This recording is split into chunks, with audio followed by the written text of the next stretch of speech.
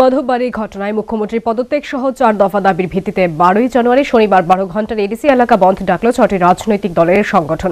বন্ধ আহ্বানকারী এই 6টি রাজনৈতিক সংগঠন হল INPT, Tripuraland state party, NCT, IPFT Tripura, DYB এবং টিবিএফ। বৃহস্পতিবার সন্ধ্যায় আগরতলা প্রেস ক্লাবে এই 6টি রাজনৈতিক দলের পক্ষ থেকে আহত এক সাংবাদিক সম্মেলনে আইএনপিটির সাধারণ সম্পাদক জগদীশ দেববর্মা এই সংবাদ জানিয়েছেন। সাংবাদিক সম্মেলনে এনসিটি দলের সাধারণ সম্পাদক অনিমেষ দেববর্মাও বক্তব্য রাখেন। সাংবাদিক সম্মেলনে তারা কি বলছেন বা কি বলেছেন তা আমরা একবার শুনব।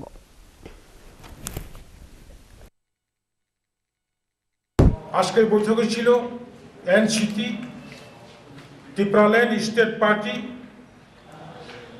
INPT, IPFT Tripura, DYB, TBF এবং অন্যান্য দল ছিল। আজকে এই সাংবাদিক সম্মেলনে উপস্থিত রয়েছে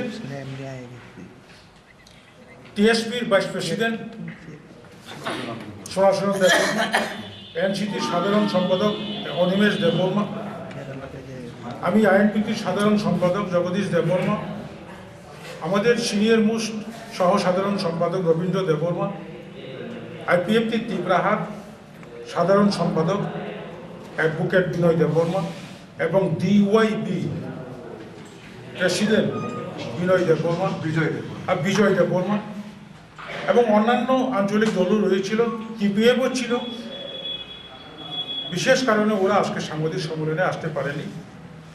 আমরা আজকে সিদ্ধান্ত নিয়েছি বর্বরচিতভাবে গত 8 তারিখ জানুয়ারি আন্দোলনকারীদের উপর গুলিবর্ষণ করে আমাদের আন্দোলনকারীদের আহত করেছে। একজন আন্দোলনকারী সুমিত দেববর্মা এখনো কলকাতায় চিকিৎসাধীন রয়েছে। এর প্রতিবাদে এবং 4 দফা দাবির সমর্থনে দাবির মধ্যে রয়েছে অবিলম্বে রাজ্যের মাননীয় মুখ্যমন্ত্রী বিপ্লব দেবের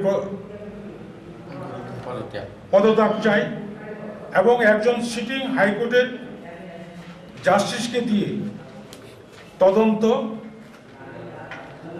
সমস্ত আন্দোলনকারীদের উপর আহত এবং বর্তমানে যারা জীবিত এবং কলকাতায় চিকিৎসাধীন রয়েছে, কমলিঙ্গও চিকিৎসাধীন রয়েছে, তাদেরকে 25 লক্ষ আর্থিক সাহায্য অথবা পরিবারে একজন করে চাকরি দিতে হবে এবং সম্পূর্ণ পরিকল্পিতভাবে ছাত্র আন্দোলন, আঞ্চলিক আন্দোলনকে দমন করার বদ উদ্দেশ্যে পুলিশ প্রশাসন, টিএসএফ ছাত্র নেতাদের, আন্দোলনকারীদের নামে এফআইআর করে তাদেরকে শাস্তির একটা উদ্যোগ নিচ্ছে।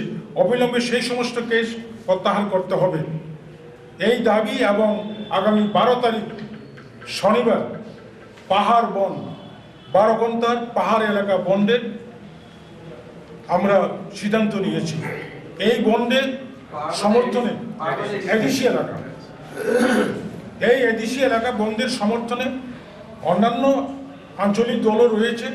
ওনারা আগামীকাল ওনাদের support, moral and physically support ওনারা লিখিতভাবে আমাদের জানাবেন।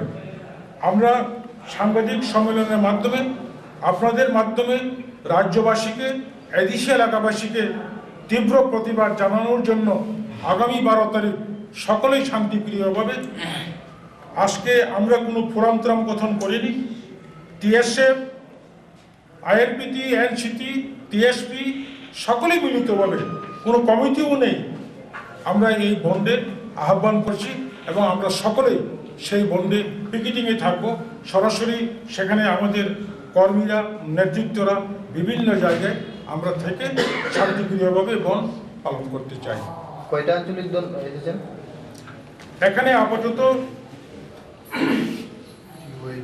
ডিওয়াইবি, TSP, NCT, INPT, IPFT Tripura, TPF 6টা আঞ্চলিক দল। দফা ইয়কসনা বদল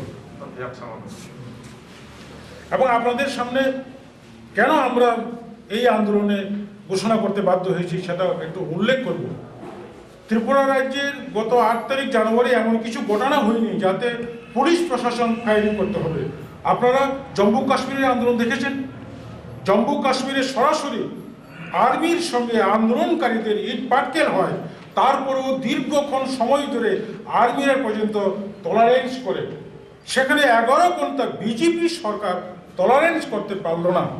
উদ্দেশ্যপ্রণোদিতভাবে আগামী দিনে ভূমিপুত্র ত্রিপ্রাসারা যাতে তাদের অধিকার নিয়ে আন্দোলন সংগঠিত করতে না পারে, তার জন্য একটা বদ উদ্দেশ্যে বিজেপি সরকার এই পদক্ষেপ নিয়েছে।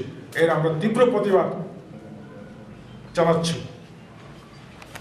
তাছাড়া গতকালকে আপনারা দেখেছেন নাগরিকত্ব সংশোধনী বিলটা রাজ্যসভায় ওঠার পরে ভারতের বিজেপি বাদে অন্যান্য যে সমস্ত দল, সমস্ত বিরোধী দল সেখানে চিৎকার করতে হয়েছে, save India, save north east. এভাবে কেন্দ্র সরকার নাগরিকত্ব সংশোধনী করে যদি বিদেশিদের ভারতের নাগরিকত্ব দেওয়ার একটা উৎসাহিত করে, এখন যারা রয়েছে ওনারাও পাবেন নাগরিকত্ব। এছাড়া আগামী দিনে যারা পাকিস্তান, আফগানিস্তান এবং বাংলাদেশে অবশিষ্ট যে সমস্ত পাকিস্তান নাগরিক, বাংলাদেশি নাগরিক, ওরাও উৎসাহিত হবে যদি 100 কোটির উপর 1 কোটির উপর মানুষ ত্রিপুরা রাজ্যে সবাই অনুপ্রবেশ করে বসবাস করতে শুরু করে, তাহলে আমাদের এই ত্রিপুরা রাজ্যের অবস্থা অনেক খারাপ হয়ে যাবে। তার জন্য আমরা নাগরিকত্ব আইন সংশোধনী এটা দীর্ঘ বছর ধরেই 2016 সাল থেকেই আমাদের বিভিন্ন আঞ্চলিক দল আমরা প্রতিবাদ করছি। আগামী দিনেও আমরা রুখতে চেষ্টা করব। Thank you.